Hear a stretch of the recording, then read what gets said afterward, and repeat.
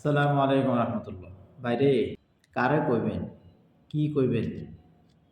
এই যে স্ক্রিনে আমি আপনাগরে যে ছবিটা দেখাইতেছি, এই ছবিটা দেখার পরে আপনার মনের অনুভূতি কি? এটা একটু আমাকে জানাবেন। এই ছবিটা দেখার পরে আমার মনে হচ্ছে দেশে এখনো স্বৈরাচার যদিও আমাদের চোখের সামনে নাই, ইনডাইরেক্টলি মনে হয় এখনো বাংলাদেশে আছে। আপনি দেখেন ১ম ছবিটাতে একটি বালক যার সবেমাত্র জীবনের শুরুটা, জীবনের ভূমিকাতে সে আন্দোলন করতে গিয়ে কত নির্মম নির্যাতনের শিকার হয়েছে। তাকে গরুর মতো বেঁধে নিয়ে নির্যাতন করা হয়েছিল।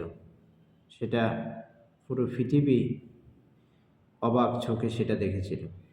আর আজকে দেখেন আমাদের স্বৈরাচার সরকারের অংশ এ সমস্ত দেশের শত্রু, জনগণের শত্রু, চোর, বাটপার, খুনি, দুর্নীতিবাজ এই সমস্ত মন্ত্রী এমপিদেরকে হাসি মুখে হাতকড়া ছাড়া, সুন্দর গেঞ্জি পরা, টি শার্ট পরা, পাঞ্জাবি পরা তাদেরকে আদালতে তোলা হচ্ছে।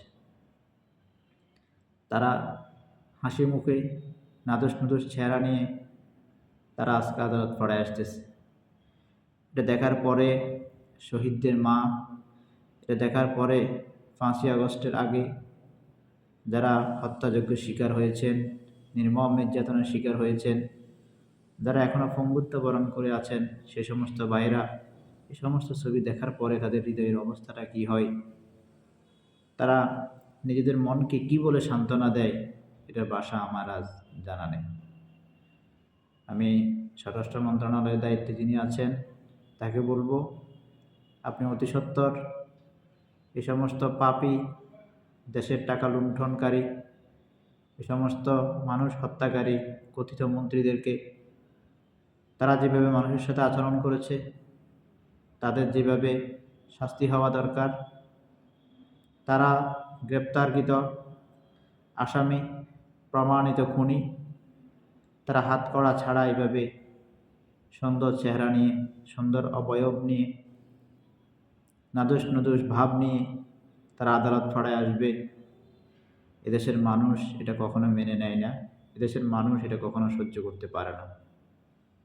তাই অনতিবিলম্বে এ ধরনের সিস্টেমটা পরিবর্তন করা হোক।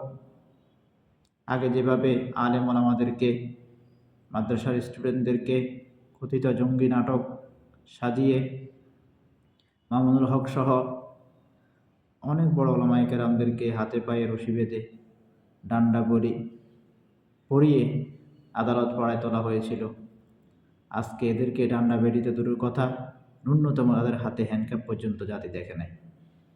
এটি খুবই মর্মাহত একটি বিষয়। এটি জাতির সাথে একটা ঠাট্টামূলক আচরণের মতো হয়েছে বলে আমি মনে করি।